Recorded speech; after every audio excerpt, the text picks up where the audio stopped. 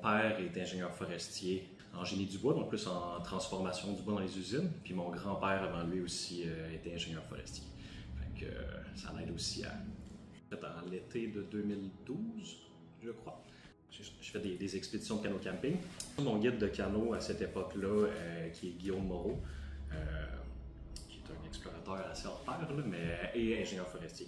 Fait que juste les discussions le soir sur le bord du feu. Il y avait des énormes pins blancs sur le bord de la rivière avec des très beaux écosystèmes. Puis être capable d'en parler et de se le faire expliquer, ben, ça m'a motivé en fait, à poursuivre là-dedans. Puis après ça, ben, j'ai rencontré d'autres gens aussi qui étudiaient là-dedans à d'autres moments. Puis ça m'a poussé à rentrer là-dedans. Là. Souvent, c'était des tripes de plein air, des gens assez terre à terre. Puis ça avait l'air de du bon monde. Et puis en effet, c'est une place où il y a beaucoup de belles personnes qui se réunissent. Je suis ingénieur forestier depuis 2021, gradué de l'Université Laval. J'ai fait de l'opération forestière, de la plantation, travaillé de la machinerie beaucoup. Avant ça, j'ai aussi fait de l'horticulture pour le jardin Mandelen.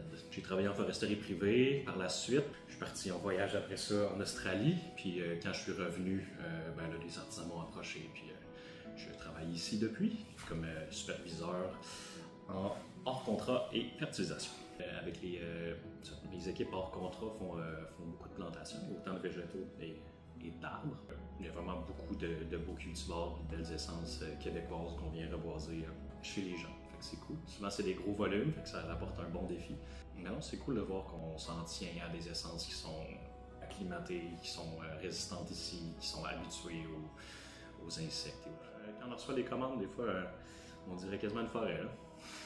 J'essaye un petit peu dans le choix des essences d'amener un petit peu plus d'espèces indigènes, parce que c'est un peu un dada à moi, et de conscientiser un petit peu aussi les équipes à protéger les arbres quand on les transporte, puis à les enligner du bon bord pour pas trop que les branches soient endommagées. C'est peut-être plus dans ce sens-là que j'ai un peu une attention particulière à ces gros végétaux majestueux. Spécialiste de forêt québécoise, parce que juste au Québec, on part du Grand Nord où il y a un épinette noir aux 100 mètres qui a 200 ans puis qui fait 1 mètre de haut, tu sais. Puis jusqu'au sud où on peut avoir au-dessus de 50 différentes essences d'arbres, de feuillus, donc c'est vraiment très diversifié. Après ça, d'est en ouest, la quantité de précipitations change beaucoup aussi. Donc, les cycles de feux de forêt aussi, donc les épidémies, après ça avec nos voisins au sud, la montée d'insectes de différentes espèces, fait que c'est super varié.